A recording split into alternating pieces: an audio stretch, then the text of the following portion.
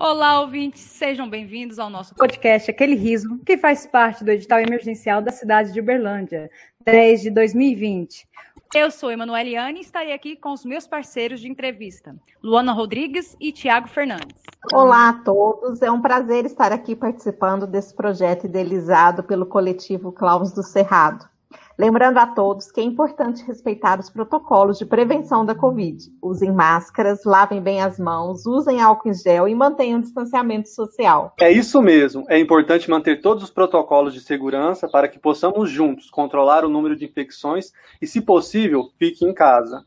Vamos começar a nossa roda de conversa de hoje desbravando um pouco mais sobre a comicidade na cidade de Uberlândia. O nosso artista convidado é Cairo Morlin. Quem é você nos palcos da vida? Olá para todo mundo que está ouvindo, bom dia, boa tarde, boa noite, né? Porque a gente não sabe. Primeiramente, queria agradecer ao espaço, muito feliz mesmo de estar aqui. Eu me chamo Cairo Morlin, tenho 27 anos, sou cria do Teatro de Uberlândia e trabalho atualmente com comédia, mais precisamente com roteiros de programas e também apresentações de stand-up, só que as apresentações de stand-up menos e mais assim roteiros. E tentando trabalhar nessa que é uma das mais difíceis das artes, né, que é a comicidade, que, meu Deus do céu, cada vez mais difícil fazer as pessoas rirem, ou eu que tô perdendo a graça, né? Mas obrigado mais uma vez por estar aqui e espero que a gente se divirta muito nessa entrevista. Cairo, e como foi a sua formação nas artes cênicas? Bom, antes de mais nada, essa é uma pergunta que eu até tenho um pouco de vergonha de responder, porque eu ainda não formei em teatro. Acho que todos os meus professores da UFO devem ter um grupo entre eles chamado Vamos Formar o Cairo, pelo amor de Deus, porque é um negócio que eu preciso mesmo, mas é a única coisa que me falta, é o TCC2, porque aconteceu muitas coisas assim durante mesmo o período de formação que me afastaram, tanto por motivos de trabalho, quanto por crises existenciais, que eu acho que todo mundo na vida, assim, tem, que seja na faculdade ou que seja na vida profissional. Então, mas a minha formatura, eu me considero uma pessoa, apesar de não ter feito o TCC, eu me considero uma pessoa que pôde consumir demais tudo que eu tive de matérias no curso de teatro, porque eu aprendi muito, assim, em todas as áreas mesmo. Então, eu não acho que vai ser o diploma pendurado lá na minha parede que vai fazer mudar tudo, assim. Claro, não estou dizendo isso para desmotivar as pessoas que querem formar, porque eu vou formar. Inclusive, se tudo der certo, no meio desse ano, eu farei um TCC em modo documentário, para poder falar dessa questão da comicidade, a ansiedade do comediante, e enfim, que eu acho que vai ser legal. Mas a formação que eu acho que adquiri até hoje no teatro me ajudou demais a lidar com muitas coisas, principalmente improviso, nas disciplinas de improvisação, as disciplinas de interpretação, onde a gente sabia melhor aplicar a atuação mesmo, a cena, e se colocar em jogo, que é uma das coisas assim que eu nunca vou... É igual andar de bicicleta, se colocar em jogo é algo que é muito gostoso quando a gente tá ali fazendo isso, e acho que não tem como esquecer algo tão bacana assim. Nessa sua trajetória, né, que a gente acompanha, né, eu acompanho você, né, desde a terra natal, Uberaba, e a gente acaba se encontrando também na universidade. E o seu contato com a comédia, tem como você falar um pouco sobre essa sua história com a comédia, como começou, onde começou, em que pé que está? Não, o meu contato com a comédia, ele nunca foi algo que eu busquei. Eu nunca imaginei trabalhar com comédia, nunca imaginei realmente fazer algo com que eu pudesse fazer as pessoas rirem. Desde que eu era criança, eu sempre gostei muito de imitar coisas que eu via na televisão. Porque eu via algum personagem na televisão engraçado, aí eu gostava de imitar aquele personagem, e aí a minha família se divertia muito. E aí quando eu percebi, e aí tem um negócio que é até meio errado, que pode encaixar hoje em dia, vamos dizer assim, no politicamente incorreto, e que eu até concordo, mas eu tinha um tio que ele tinha, eu não sei, ele tinha algum tipo de autismo. Então, ele falava, às vezes, algumas coisas assim, meio lenta, e eu imitava esse meu tio, e a minha família se divertia com isso, minha família gostava. E eu, pensando hoje em dia, eu penso, nossa, que errado isso, gente. Só que na época, tipo, todo mundo ali se divertia. Então, sempre, assim, almoço de domingo, eu ia e contava piadas e fazia coisas. Então, uma pessoa, as minhas referências antigas são muito estranhas, vamos assim dizer, porque eu gostava muito do Marquito, do Ratinho, quando ele fazia aquelas apresentações com a voz fina, que era a música acelerada, e aí ele fazia as apresentações, as performances, e eu achava aquilo demais. Aí eu fazia igual, pegava minha calça, puxava lá em cima e ficava dançando igual ele. Gostava de imitar o Bananinha, que era lá do Comando Maluco, que ele falava devagar, fazendo assim com o pescoço, e eu gostava muito assim de imitar. Eu lembro que quando eu tinha mais ou menos uns 10 anos, 12 anos, eu tinha ido numa banca e pedi para o meu pai um livro do Ari Toledo. Sim, uma criança de 12 anos, isso é um estrago mental, porque o Ari Toledo falava muita bobeira.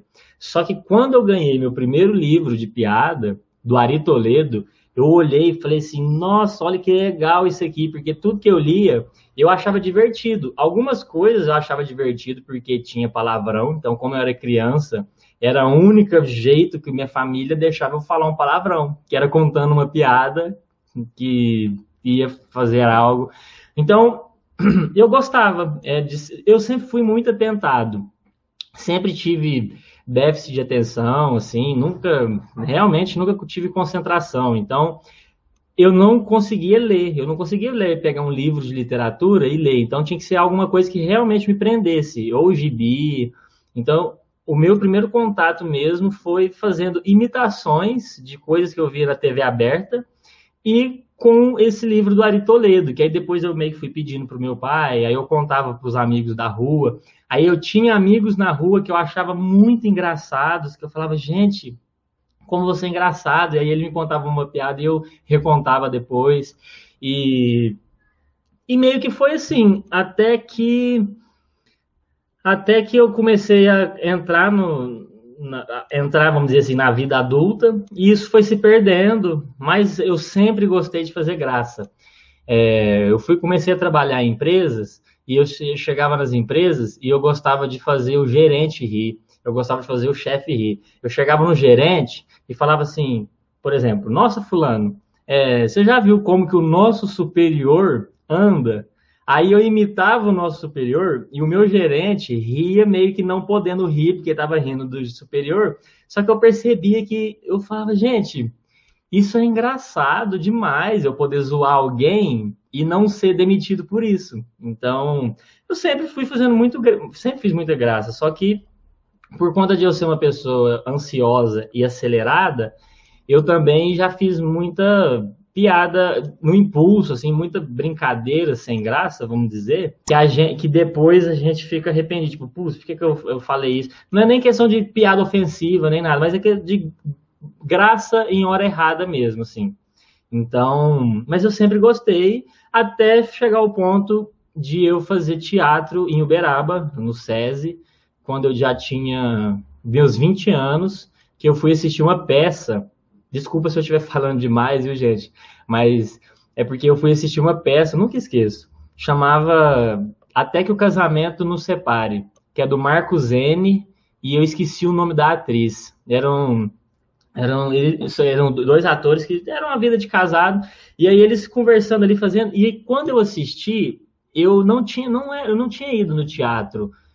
Apesar de eu gostar de fazer graça, todas as apresentações de escola, trabalhos, essas coisas, eu gostava de inventar um teatro. Por exemplo, ao invés de escrever sobre como o Brasil foi descoberto, eu queria fazer um teatro dos portugueses chegando e mostrando o Brasil, falando que eu acho que daquele jeito os alunos iriam gostar mais. Então, eu nunca estudei para a prova, mas eu conseguia ir bem nos trabalhos, porque eu fazia esses teatros e aí os professores davam as notas e era divertido, assim.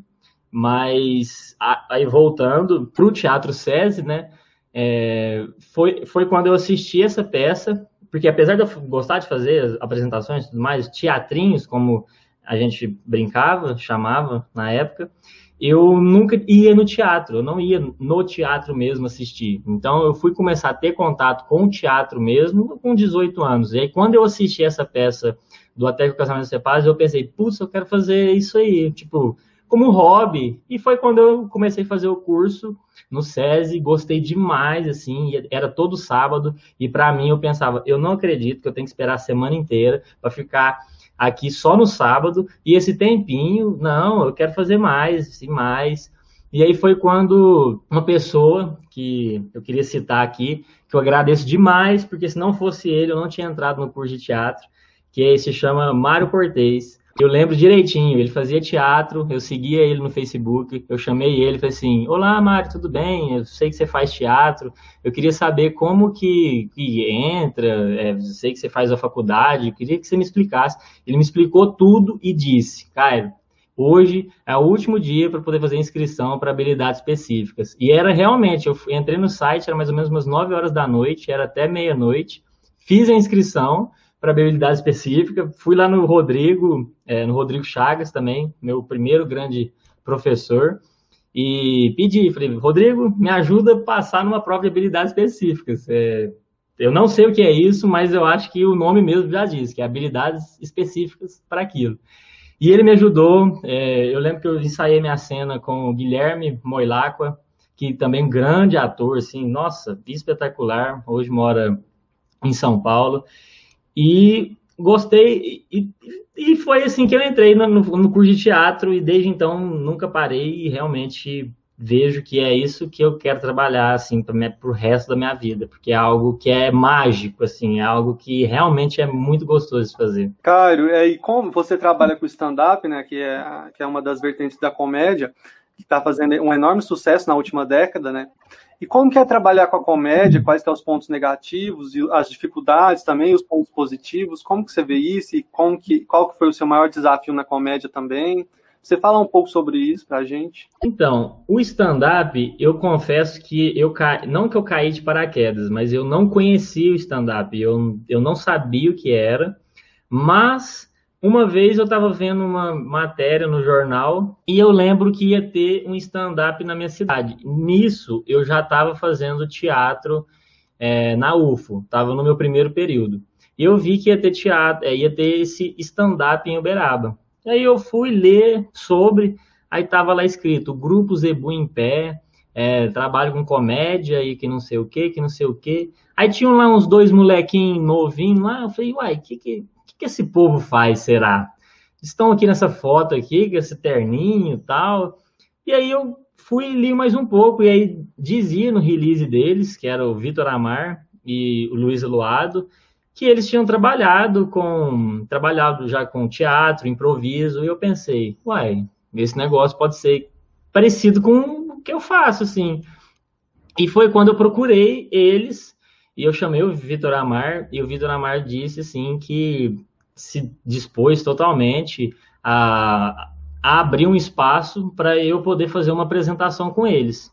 Esse show que eu tinha visto no jornal seria em uma semana que eu tinha lido.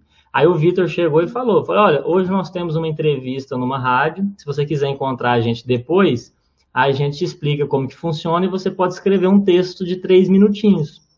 Encontrei eles, fiz essa reunião e fui para casa com a cabeça borbulhando. Falei, meu Deus, que coisa é essa? Porque as pessoas, antes de mais nada, tem muita gente que tem preconceito com stand-up comedy. Por quê? Por conta de comediantes babacas. Assim como existem pessoas babacas em todas as áreas, também existem, tipo, comediantes stand-up que não tem filtro, que não tem senso, que pega só de um lado da peneira. Podemos usar exemplos de grandes nomes, por exemplo, Danilo Gentili é uma pessoa odiada. E toda vez que alguém fala stand-up comedy, todo mundo lembra direto o quê? Danilo Gentili, Rafinha Bastos, lembra só nomes que polêmicos. Só que, na verdade, o stand-up comedy é mais você pode fazer piada de qualquer coisa. Então, se você escolher fazer piadas sobre algo que nem comete a você, para você acabar sendo babaca, infelizmente, você vai ter um público babaca, você vai dizer coisas preconceituosas e tudo mais. Agora, eu confesso que no começo eu já acabei, sim, fazendo piadas que não machucaram, mas que poderiam ser ofensivas a outras pessoas.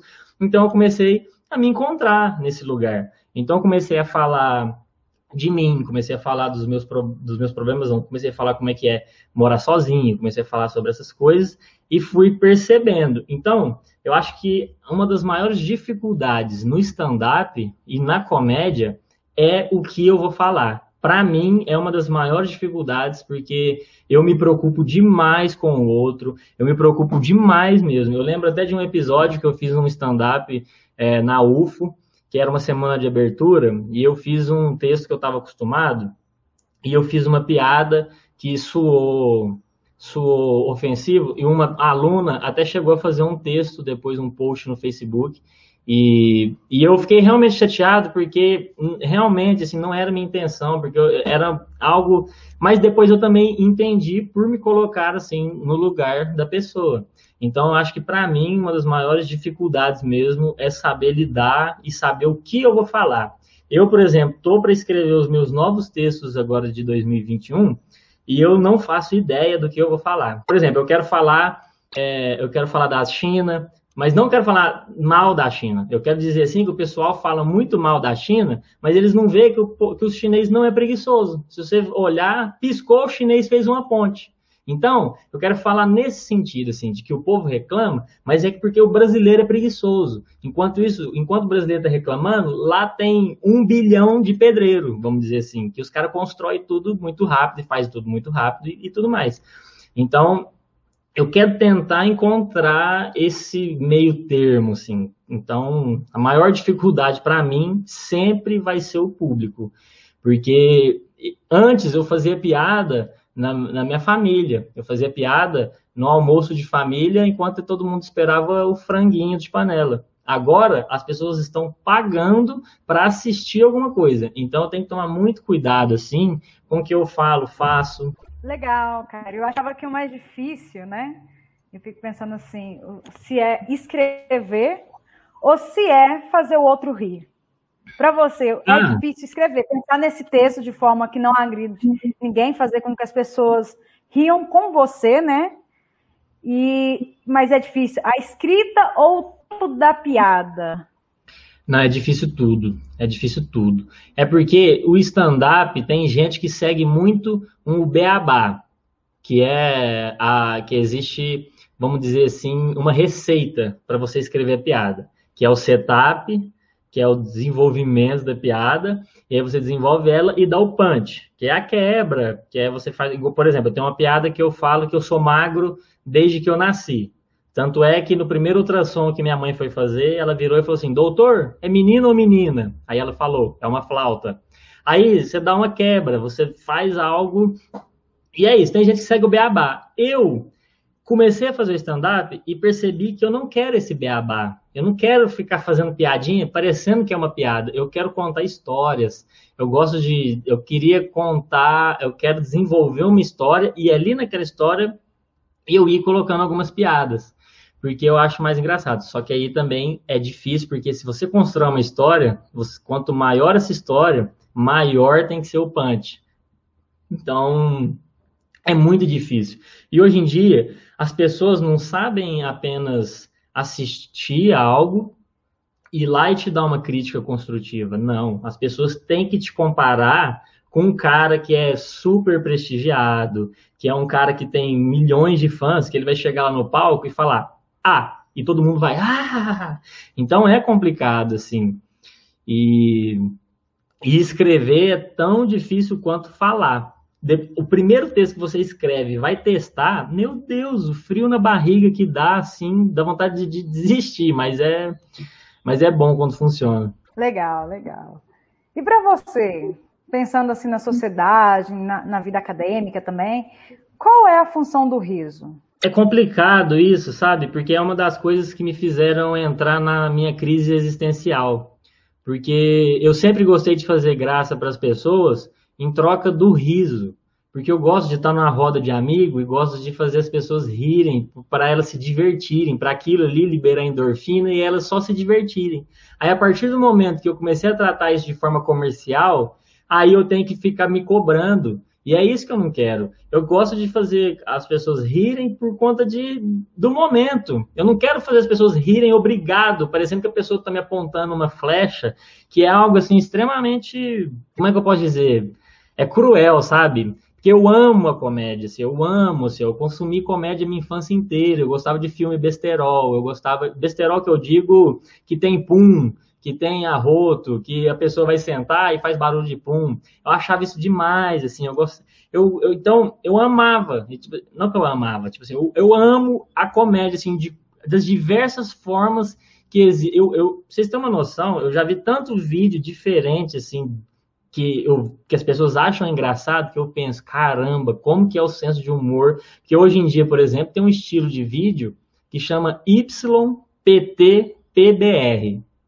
que é um estilo de vídeo extremamente rápido e cortado, que as pessoas falam a mesma palavra, aí a pessoa vai falar outra palavra e eles juntam, que os jovens hoje em dia amam isso, os vídeos são postados hoje, dá 100 mil e tudo mais, então tá muito rápido, assim, então a gente tem que saber realmente, mas tem aquela comédia pura, aquela comédia que parece que ela é atemporal, que a pessoa sempre vai rir, que é a caracterização, que é o personagem, que se você vê no TikTok, a pessoa tá com uma peruca, a pessoa tá caracterizada, a pessoa tá imitando alguém.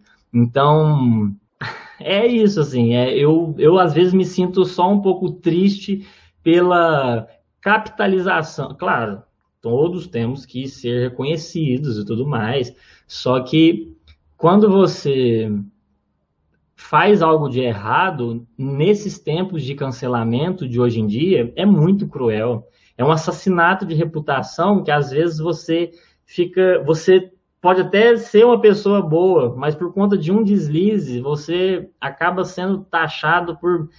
e aí é muito triste, assim. E eu, por exemplo, sou uma das... Não é que eu sou uma das pessoas que lutam por isso, porque eu nunca levantei um movimento, mas eu sempre fui daquelas pessoas que nunca entendeu o porquê que existe algumas pessoas que têm preconceito com stand-up, algumas pessoas, quer dizer, que fazem stand-up e têm preconceito com teatro, e algumas pessoas que fazem teatro têm preconceito com stand-up, porque, gente, quantas vezes eu já pensei em fazer um stand-up caracterizado de personagens do teatro, por exemplo, o Shakespeare fazendo stand-up, entendeu? E aí, como seria se o Shakespeare fizesse stand-up? Então, todas as piadas que ele fizesse, nós saberíamos pegar as referências e tudo mais. Só que existe não é desunião, mas é porque não vamos longe, não. É igual quem tá aí no stand-up não gosta de quem vem do TikTok, porque o TikTok é muito mais volátil e cresce rápido, e aí as pessoas que fazem stand-up não gostam dos TikTokers, vamos dizer assim, e eu fico assim, gente do céu, mas assim, tem vamos só fazer as pessoas rirem, porque vocês é como se fosse nós somos uma fábrica de fazer rir. Se a gente cria desunião, a piada vai contaminada. Então, mas no meio da comédia também, stand-up é muito desunido, assim, as pessoas são muito na delas, parece que todo mundo tem depressão, é um negócio bizarro, assim, ó. Depois que eu conheci, eu fiquei assustado, porque eu acho que eu conheci pessoas muito grandes rápido demais, e isso me prejudicou. É como se não é indo longe, não, mas é como se nós fizéssemos teatro e tivéssemos a oportunidade de encontrar o Stanislavski ou o Brecht. Eu encontrei pessoas no stand-up que eram, tipo assim, muito famosas, que tinham feito grandes trabalhos, assim, que tem milhões de coisas, que eu fiquei assim meio... E depois eu vi que aquela pessoa é uma pessoa normal e muitas das vezes são vários outros roteiristas que escrevem para ela, e aí na minha cabeça aquilo começou a cair por terra. Eu falei assim, então quer dizer que aquela pessoa ali é um ator, atriz, porque ela está interpretando piadas que outras pessoas escreveram. Isso não é errado, porque ela pagou pelas piadas que outras pessoas escreveram, mas não é errado. Mas é que aí eu percebi que, tipo, putz, entendi. Então não tem como eu competir realmente com um cara que já ganha dinheiro e tem como comprar piada, porque eu vou ter que fazer as minhas e chegar... Mas é correria, é realmente muito competitivo. Então, eu acho que o segredo mesmo é você ser autêntico. Se você não quiser imitar ninguém, se você for autêntico, sem pensar se aquilo vai ser engraçado. Sim, claro, você vai tentar ser engraçado, mas sem pensar no que as pessoas vão dizer. Porque você vai ter o seu público. Eu gosto muito de nonsense. Eu aprendi muito com o Narciso, muitas coisas nonsense. Nossa, tinha coisas que eu conversava com o Narciso, que o professor, né, da UF, que eu achava divertidíssimo, assim. Tinha coisas assim que ele mostrava nas aulas de bufão, que hoje em dia eu faço um personagem com o Vitor num programa que ele tem, que chama Non Entrevista, que é de uma entrevista nonsense, que eu sou um assistente totalmente instável, vamos dizer assim, como se fosse realmente um bufão ali.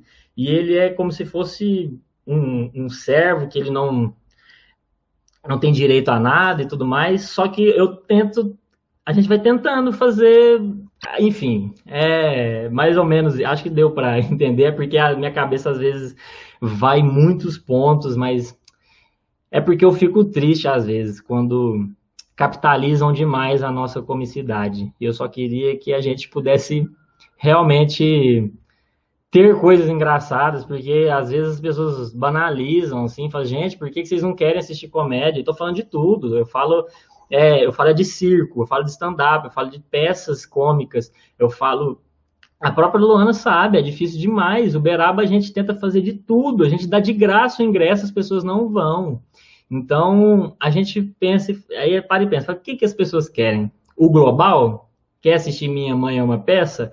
Não tira o direito delas, elas querem gastar para assistir um global, tudo bem, mas dê uma chance também para quem você assim, não conhece, porque pode ser muito engraçado. Assim como eu entrei no teatro, assistindo uma pessoa que eu não fazia ideia de quem era, e eu achei demais e extremamente engraçado. Você falou, né, das rixas que tem entre, por exemplo, as pessoas que fazem stand-up e as pessoas que fazem vídeo no TikTok, né? Então você acredita assim que existe preconceito contra o ator cômico, com as pessoas que trabalham com a comédia em específico, das outras áreas?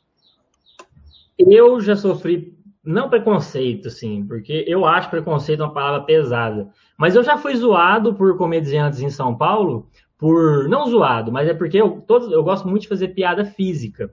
Se eu vou fazer uma piada imitando um cachorro, eu gosto de imitar o cachorro, fazer as coisas. Aí eu já vi comediante lá de São Paulo falando, olha lá, ó, é tablado, ó, isso aí é tablado.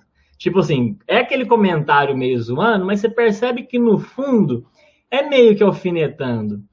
E só que é pessoa assim que realmente nunca também teve contato com teatro, porque tem muito comediante stand-up que se foi em 2 peças teatrais na vida, é muito. Eles foram mais em comédia stand-up, mas peça mesmo não. Eu quero, para esse ano ainda não sei a data ao certo, mas eu vou escrever sim também uma peça, porque eu não vou ficar só no stand-up. Eu não quero ser essa pessoa. Eu não sou, não me vejo, nossa, alimentando rede social, olha, eu sou stand-up. Não, eu quero trabalhar com comédia, Se eu tiver que fazer hoje um show de improviso, amanhã um stand-up, e for convidado para uma peça cômica, vou amar demais. É porque é isso, eu amo a comédia. Eu não amo stand-up, eu amo a comédia. O stand-up, para mim,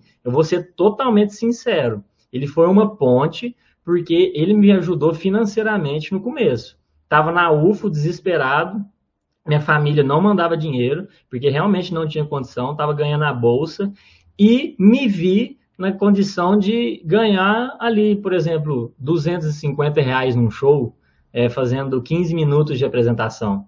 Então eu pensava, opa, se eu fizer 2 shows desse aqui num mês, dá R$ 500. Então, vamos para lá. Só que é aquela coisa, você tem que ter muita resiliência, porque não é todo show que as pessoas vão rir, a plateia não é todo show que ela vai estar sóbria, não é todo show que ela vai estar em silêncio. E é muito, se você não consegue lidar com isso, você se sabota mesmo, assim, aí você acha que você é o problema, você acha que você perdeu a graça, e não é assim. Então, mas na questão da rixa, eu acho que sempre vai existir. Infelizmente, qualquer coisa nova que se lance, se a pessoa não se adaptar, ela vai ter o preconceito com aquilo, entende? É igual eu. Eu odeio TikTok. Eu penso assim comigo, nossa, que raiva, não quero postar isso não, gente. Eu não quero ficar fazendo, eu prefiro isso aqui, eu prefiro isso aqui. Só que eu percebi um negócio, eu pensei, se eu quiser investir no TikTok e fazer o que o TikTok propõe, isso pode me retornar financeiramente. Ou eu posso me manter do jeito que eu estou, não tem problema nenhum.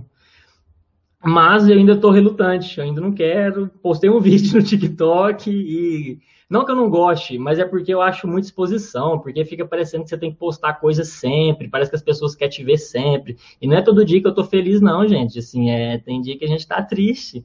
E eu não gosto de jeito nenhum de fingir que eu tô feliz em rede social. Eu não vou postar uma foto tomando um lindo café, assim, da manhã, como se tu estivesse lindo, e aqui atrás eu tô tipo, não quero viver hoje, só tirei a foto bonita. Não, tanto é que eu posto coisa raramente. Quando eu posto algo é porque eu tô feliz mesmo. Quando eu não posto é porque eu tô pensando na minha vida. Mas é complicado. Mas não que eu tenha preconceito com o TikTok. É só porque eu não gosto mesmo de ter que ficar refém das redes sociais. Porque as redes sociais eu acho tóxicas. São muito tóxicas. Essa questão de redes sociais, de TikTok, eu não consigo trabalhar com TikTok. Eu tenho muita no Instagram segurando a pedra. Eu tenho muita dificuldade de trabalhar com TikTok.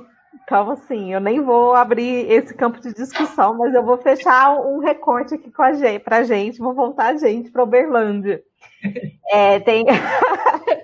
Tem alguns anos que você já está morando aqui, e eu queria saber se você tem uma visão sobre essa comicidade na cidade, né? Para além dos portões da UFO. Eu vou te dizer que eu acho Uberaba estranho, mas eu acho Uberlândia mais estranho ainda. Por conta do tamanho da cidade, era para ter uma... porque também a gente tem muita... Não, falar que pouco espaço, pode até ser que eu esteja errado. Mas é que fechou teatros em Uberlândia, fechou locais que eram excelentes para poder fazer apresentações. O próprio Teatro Rondon Pacheco, ele impossibilitou, porque lá era um lugar que dava para fazer um show uma vez por mês tranquilamente, assim. E rotacionando, porque poderia fazer programação, por exemplo. Olha, na quinta-feira vai ser stand-up, porque... traz um nome mais fácil de vender, lá um famosinho de São Paulo, mas que tem mais juntamente com as pessoas de Uberlândia. Por exemplo, quem tiver interesse de fazer stand-up em Uberlândia, vai ter esse elenco de Uberlândia, mas traria um convidado para poder cevar, vamos dizer assim, o público, para o público começar a entender o que é o stand-up e tudo mais. Só que também fazer uma programação de comédia. Olha, na quinta-feira é um stand-up, na sexta-feira é um show de improviso e no sábado é uma peça teatral. Porque tanto é que a primeira peça de teatro que eu vi em Uberlândia também foi do grupo Confraria Tambor, da roupa a roupa do Imperador. E eu achei demais também. Eu falei assim, gente, olha isso que legal. Os caras estão pulando, estão fazendo uma piada com um personagem. Aquilo foi demais também. Foi uma das coisas que me fez mais ter certeza que eu queria ficar em Uberlândia. Então, eu acho que o público de Uberlândia é um pouco complicado, porque as pessoas de Uberlândia parece que elas querem, é mais glamour, elas querem outras coisas, parece que elas não querem o show de stand-up. Uberlândia já é uma cidade com uma cabeça de capital, é uma cidade grande mesmo, e tem muitas pessoas de muitos lugares, entende? Eu considero Uberlândia muito parecida com Goiânia. Parece que o público, tanto o público quanto a estrutura da cidade e tudo mais, me lembra muito a cidade de Goiânia. Você percebe que eu acho que faltaria seria uma grande movimentação de divulgação mesmo, para poder dizer, tipo assim, olha, gente, Uberlândia, a partir de 2021, vai ter comédia. E eu não estou falando stand-up. Estou falando de pôr muitos outdoors mesmo e avisar as pessoas. Por exemplo, uma página que chamaria Comédia Uberlândia. Nessa página teria toda a grade de coisas de comédia e, claro, isso poderia ser um viés para poder abrir para outras categorias, como drama, teatro clássico, ou tudo, mas eu digo mais focado na comicidade, que é mais por conta do podcast. Então, eu acho que falta muito as pessoas saberem disso. Por exemplo, não sei se vocês sabem, mas tem uma moça que ela ficou muito famosa agora na pandemia com comédia, que é a Pequena Lou. Pequena Lou, acho que é isso, se eu não me engano, ela chama Pequena Lou. Ela tem um problema, alguma deficiência que eu não sei explicar, assim, que eu realmente não segui, porque eu não fico muito em rede social. Mas ela tá com mais de milhões de seguidores e ela é de Uberaba, entende? E ela faz vídeos no TikTok, ela faz dublagens, coisas assim, e ela estourou, entende?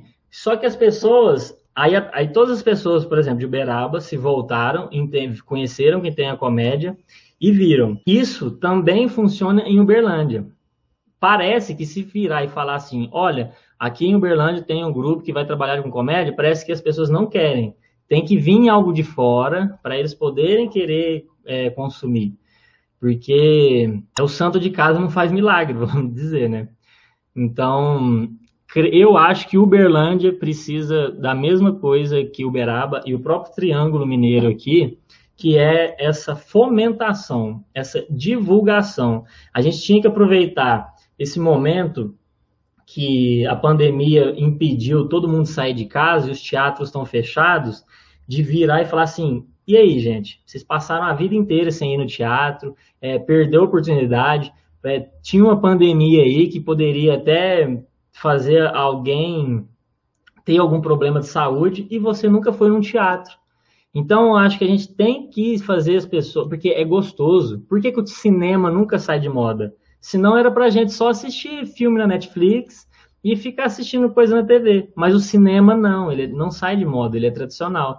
E assim, a gente também tem que manter o espaço teatral fomentando e fazendo trabalhos... principalmente, não estou desmerecendo outras, igual eu disse, não estou desmerecendo, claro, outras categorias. Mas a gente tem que aproveitar agora o momento que todo mundo está meio depressivo, ansioso e tudo mais, e trazer comédia para essa galera. Trazer comédia mesmo para a gente fazer todo mundo respirar um pouco. E eu acho que Uberlândia merece muito mais coisas que tem. E eu acho que a gente tem sim que lutar por algum espaço, porque Uberlândia é uma cidade imensa para ter a pequena quantidade de teatro disponível e a burocracia que é. Todo mundo sabe que, infelizmente, para a gente fazer uma peça existe uma burocracia um pouco complicada. E o politicamente correto? O que você acha dele? Ele limita a comédia? Você é a favor? É contra? O que você pensa do politicamente correto? Então, vamos lá. Eu não costumo entrar muito nessa questão do politicamente correto, primeiro, porque eu não tenho propriedade. Eu não sei o que é politicamente correto. Eu não posso falar, porque eu já me senti afetado por algumas coisas que, se eu virar para a pessoa e falar, olha, estou afetado com isso, a pessoa pode falar, nossa, mas por que você está afetado por isso? Então, eu nunca vou contestar a dor do outro ou contestar o que o outro acha ofensivo. Mas tem coisas tem pessoas que andam tão fissurada, vamos dizer assim, que acaba vendo chifre em cabeça de égua. Porque às vezes nem tem algo ali, mas a pessoa acaba realmente criando algo para poder entrar nesse politicamente correto. Mas eu sou a favor de entender as mudanças. Por exemplo, antigamente, na época dos Trapalhões, tinha piadas racistas, todo mundo ali ria, entendia e tudo mais, e sempre tem aquela coisa. Se os Trapalhões existissem hoje, eles seriam cancelados. Seriam. E é por isso que existe o quê? Uma evolução. É uma evolução na comédia, em tudo. Então a gente tem que se adaptar. Se tem pessoas, naquela época, se tinha pessoas que não se afetavam e se manifestavam, ok, hoje tem. Então a gente tem que se adaptar a isso. Só que a gente também não pode deixar a nossa arte, vamos dizer assim, porque, por exemplo, você vai fazer um bufão, e aí você vai fazer um bufão completamente politicamente correto. Então aí não é bufão, entendeu? Aí você vai estar fazendo uma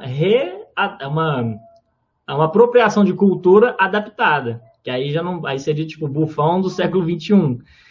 Então, depende muito. Já teve comediante de fazer show totalmente de humor negro e falar, olha, gente, esse show vai ser só de humor negro, vai ter só piada extremamente pesada. Então, se você quer assistir, é porque você concorda que vão ser piadas pesadas, isso e aquilo. A piada não remete à opinião do comediante e blá, blá, blá, fala.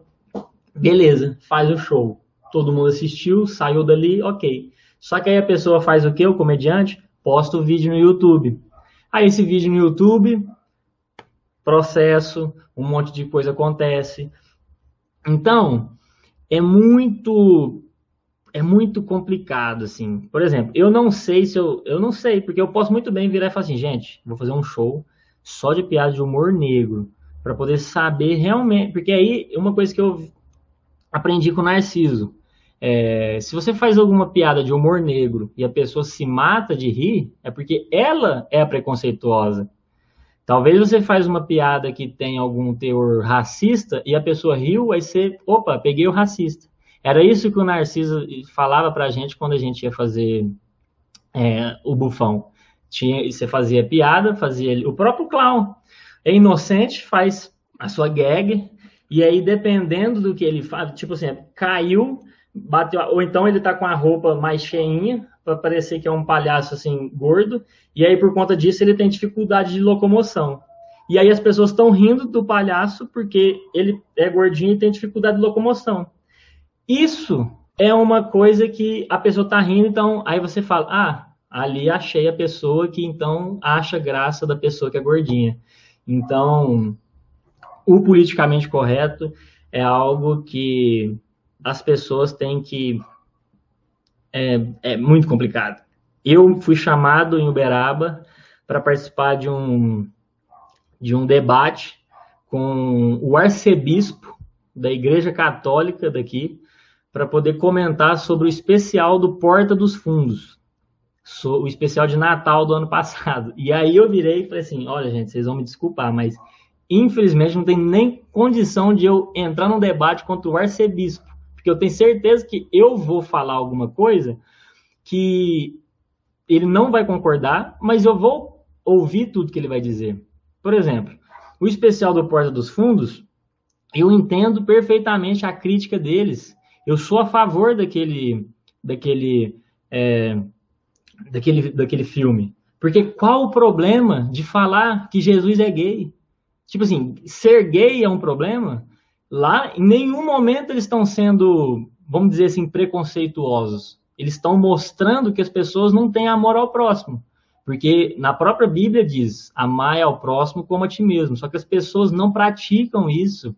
As pessoas que mais se dizem ser seguidoras de tal religião e tal, elas não praticam. Então, eu acho que o especial tocou na ferida para as pessoas realmente se mostrarem, assim. Então, eu acho que o politicamente correto está muito longe de ser, como é que eu posso dizer, concluído.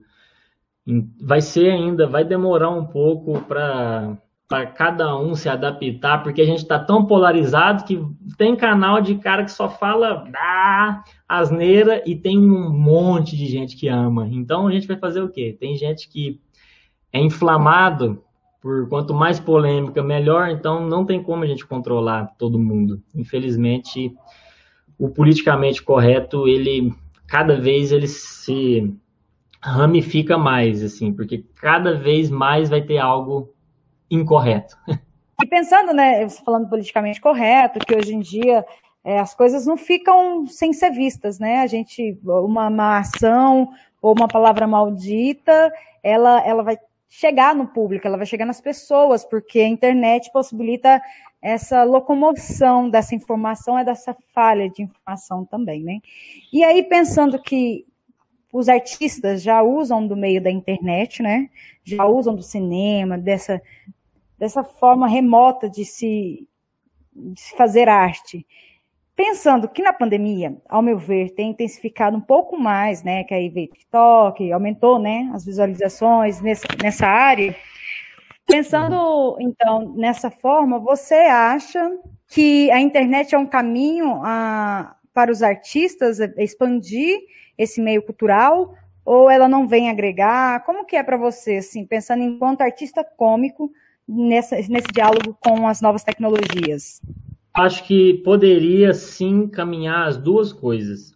Eu acho que podia ter a peça teatral no teatro, com plateia, mas com câmeras filmando bem de perto, não de perto, mas filmando as ações dos atores. Quando eu fosse dar a fala, a câmera cortava para mim, só que no espaço de teatro, tudo bonitinho, tudo ok, e isso ser postado numa plataforma de streaming para as pessoas assistirem, seja Netflix, seja que tem a plataforma que me fugiu o nome, que é com peças teatrais, que eu esqueci, se alguém se lembrar pode me ajudar. Mas é porque é muito bom quando a gente, nós mesmos, alunos, já procuramos peças teatrais no YouTube e gostamos muito quando essa peça está bem filmada e a gente consegue ver a atuação ali dos atores para poder ver uma embocadura, a própria corporeidade ali do ator. Então, eu acho que poderia unir as duas coisas. A gente entra com uma peça em cartaz, depois que essa peça for sair de cartaz, posta ela na íntegra. Eu mesmo já assisti peça na íntegra que eu queria ver pessoalmente, porque eu achava legal. O Hermanoteu, do Melhores do Mundo, eu assisti a primeira vez num DVD pirata. Desculpa, gente, não me prendam. Não, como é que fala? Não apoiem a pirataria, viu, gente? Não comprem. Não façam isso. E aí, eu assisti o Hermanoteu e falei, meu Deus, olha esse cara, que era... Todos os atores, assim, pra mim é aquilo, assim. Se eu fizer uma peça na minha vida, eu quero fazer alguma coisa daquele jeito, assim. Eu queria... É o anjo que chega e abana o ombro, assim. Eu achava maravilhoso. E quando veio na cidade, eu queria assistir. Então, se a pessoa assiste algo no YouTube, ela é assim como comediante. Ela vai assistir o vídeo de stand-up e vai lá ver você ao vivo contar as mesmas piadas, porque ela quer te ver ao vivo ali. Então, o ator, vamos dizer assim, o teatro, no geral, tinha que... Não o teatro, porque o teatro é teatro. A questão clássico e tal.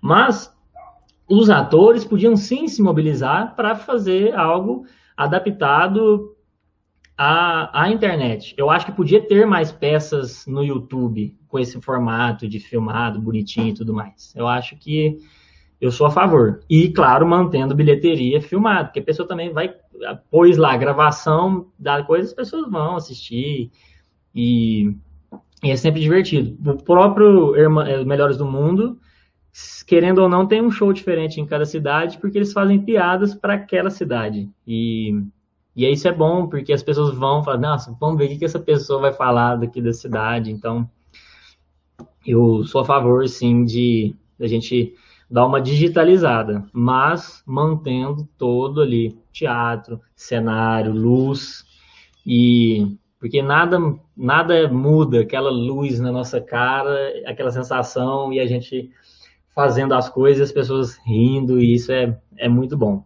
Porque fazer live, stand-up com a câmera, sem plateia, meu Deus, prefiro, Jesus amado, tomar caldo de cana quente.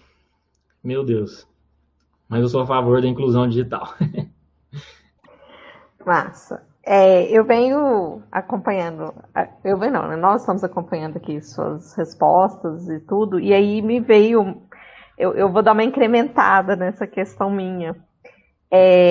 A questão em si seria, o que a história da comédia tem a nos ensinar? E eu quero ampliar um pouquinho mais. Como você vem de uma vivência do stand-up e do teatro, né? O que uma poderia aprender com a outra? Porque assim, a gente vê caminhos muito separados, mas eu vejo que elas se convergem, a comicidade do teatro, o stand-up, para mim, é uma comicidade do teatro também. Não necessariamente tem que ser feita por atores, mas é uma forma... É teatro para mim. É teatro, eles ficam falando que não, né? Alguns, né? Alguns levantam a bandeira, não é teatro, não é teatro. Do próprio stand-up e de dentro do teatro. A Irlene me mata se eu falar isso. Mas, enfim, né? Não estou aqui para abrir esse campo. Mas o que essas duas linguagens, né, poderiam aprender uma com a outra? Que eu vejo que tem particularidades de um e de outro que podem ser úteis, né, para toda a sociedade em si. Não sei se fui bem clara na pergunta, mas... Não, foi. Olha, eu vou dizer mais ou menos na ordem cronológica de como as coisas me ajudaram. Eu comecei no teatro, e no teatro a gente tinha que aprender a fazer os personagens. Então, se eu fosse imitar, como a gente trabalhava muito a comicidade lá no SESI, se a gente fosse imitar um animal, a gente ia querer realmente imitar o animal, porque quanto mais você mantém o personagem e mais detalhe, vamos supor, você está limitando o animal. Beleza, estou em 4 patas. Ok, é um cachorro, todo mundo entendeu. Aí você para, olha para trás e tenta morder seu rabo. Aí a pessoa ri porque você colocou uma coisa a mais. Aí você para de novo, começa a se coçar, e aí você vai colocando elementos e colocando elementos.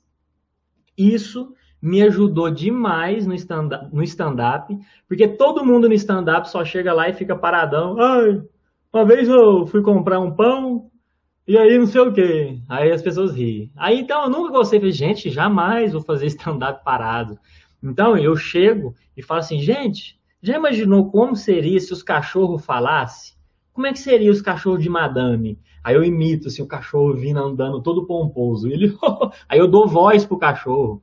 No stand-up eles falam que não pode ter personagem, porque tem que ser a voz. Só que, gente, não, pelo amor de Deus, o povo tem que parar de querer seguir o negócio 100% a regra.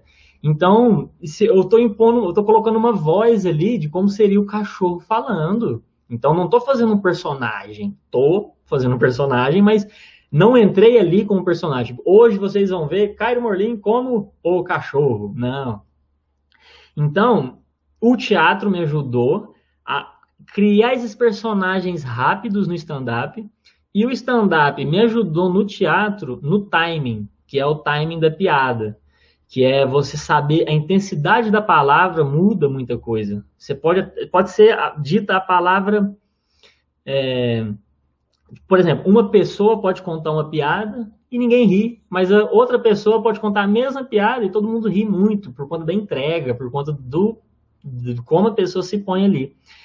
E entra também o improviso, que o improviso, para mim, o improviso é a minha maior paixão, assim. Se eu algum dia entrasse em algum grupo, assim, de improviso, para a gente poder ser os barbichas uberlandenses, iria demais, porque eu amo improviso, porque o improviso você não tem que pensar, você não pensou piada antes, você tá ali e fez, e a galera riu com você, e aí você vai fazendo, e aquela coisa boa.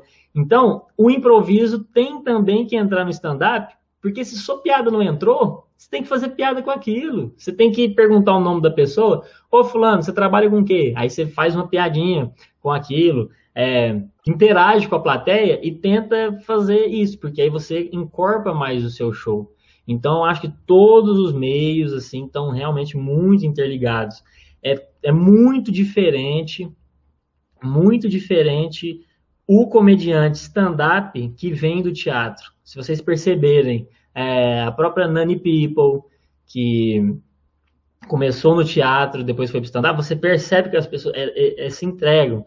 Então, eu acho que um casa demais assim com o outro. Eu dei muita sorte de ter pessoas que me ajudaram, abriram as portas, assim como foi o pessoal de Uberaba, o Zebu Impé, que é o Vitor e o Aluado, tanto quanto o Mário, assim, do teatro, porque eu vi que uniu. E eu aprendi muito com o Teatro Esporte também, na UFO, que era uma disciplina optativa que eu tinha feito com o Breno Jadivas, e era maravilhoso, assim. Aí eu lembro que quando eu fiz a apresentação de Teatro Esporte e comecei a imitar os professores de teatro, nossa, o pessoal ria demais. E eu pensei, tá vendo como que é fácil? Não fácil, mas tá vendo como que é gostoso? Você, igual, eu cheguei assim, andando devagar, segurando a barriga e fingi comer uma maçã. Todo mundo pensou que era o Fernando Aleixo e começou a rir. Eu falei, tá vendo, gente? Não precisa pensar uma piadona e tudo mais. Então, eu acho que, por mim, todo comediante stand-up tinha que fazer teatro. E todo mundo que fizesse comicidade, que quer trabalhar com comicidade no teatro, que seja em peça, por exemplo, igual Os Melhores do Mundo, eu acho que também tinha que subir no palco alguma vez de cara limpa para poder fazer um stand-up, fazer uma piada ali para ver como que é, porque você vai começando a entender o público. Aí você pensa, se de cara limpa eu consigo fazer isso aqui, então quando eu colocar a caracterização, melhor ainda, vai me ajudar, eu vou complementar uma coisa a outra. Então, totalmente casa, e eu acho que tinha que ter uma disciplina de stand-up na UFO, e também eu acho que as pessoas, igual eu falo, a gente tinha que unir a classe, porque eu acho que a gente só tem a ganhar, de verdade. Que mensagem você deixa para as pessoas que querem entrar nessa área? Não entrem. Tô brincando. Tem uma música de um rapaz que é muito boa, que o comecinho é assim, quer ser humorista, amigo, desista.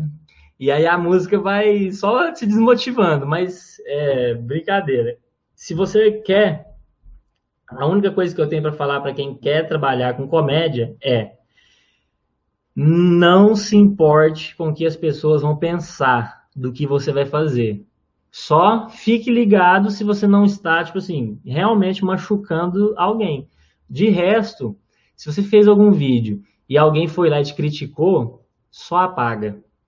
Tipo assim, sabe a crítica que não é crítica construtiva? Pessoa que chega e fala assim, nossa, que vídeo bosta. Só vai e apaga.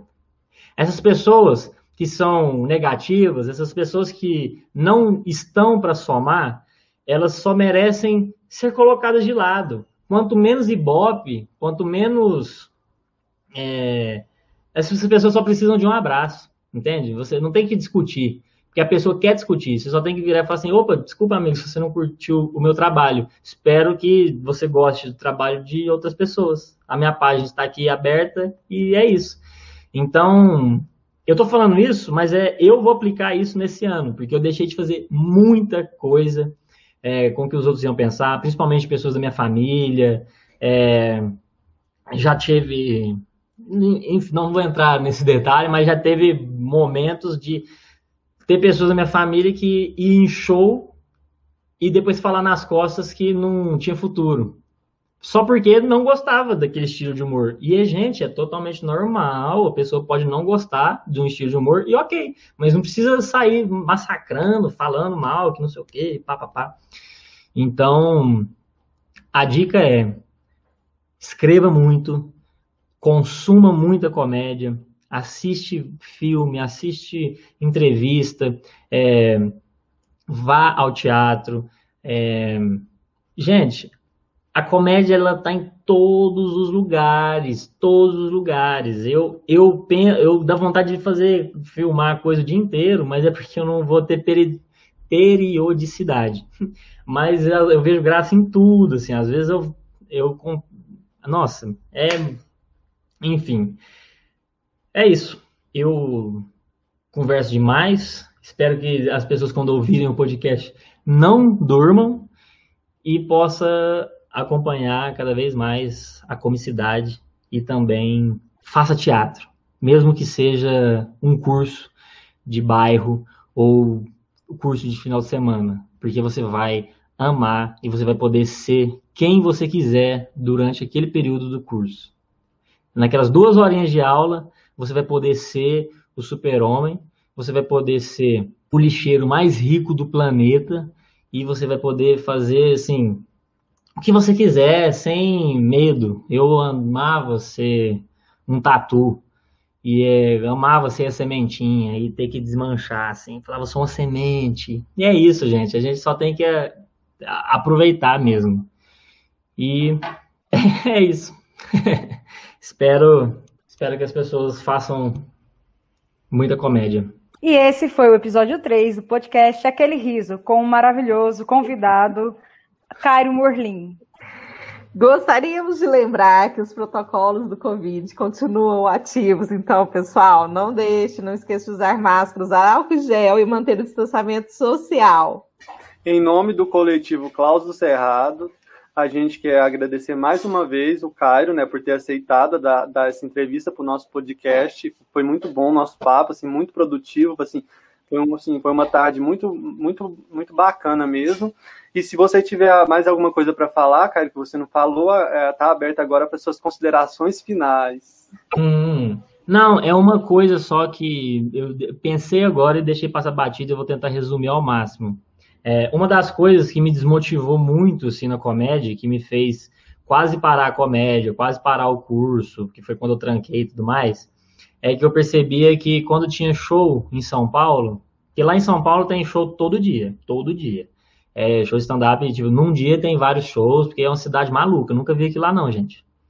E aí, eu percebi que quando acabavam os shows, os comediantes se reuniam e eles não se reuniam para poder conversar sobre piada. Eles se reuniam para poder falar mal das piadas dos outros comediantes. Tipo, nossa, você viu o texto do outro, que não sei o quê. Ao invés de chegar na pessoa e falar, ô, cara, essa piada aqui eu acho que você podia dar uma melhorada em tal jeito e tudo mais. Só que não, eles metiam o pau. E aí eu pensava, putz, com certeza, quando eu faço alguma coisa, eles vão lá e falam mal ou criticam alguma coisa. Porque se eles fazem isso, eles vão fazer também comigo, nas minhas costas.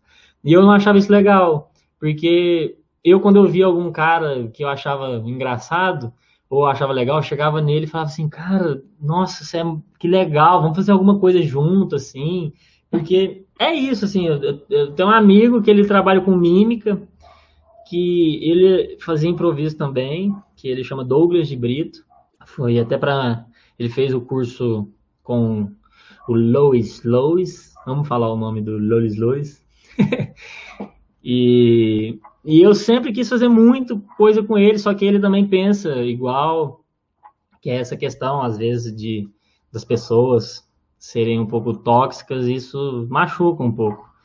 Então, mas é só a gente não alimentar mesmo. Viu que tem alguém falando mal ali de outro comediante, só afasta, assim, fica num coisa, que era uma das coisas que incomoda. Isso serve para tudo, porque eu vou falar, viu? Curso de teatro é um curso que, ô linguinha fiada da galera, viu?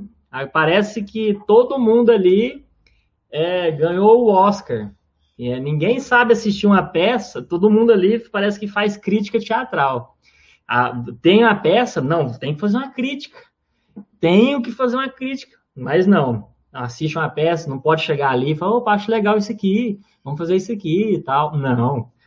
Então, galerinha que estiver ouvindo, vamos ser menos tóxicos nesse ano de 2021 e ajudar o coleguinha. Quanto mais a gente se ajudar, melhor. E não tô pondo carapuça em ninguém, não, mas se você ouviu e sentiu uma pontada no peito, pode ser que seja para você. Ai, é isso. Então continue acompanhando os próximos episódios do podcast Aquele Riso, que faz parte do edital emergencial da cidade de Uberlândia, 10 de 2020. Um grande abraço e até a próxima, pessoal.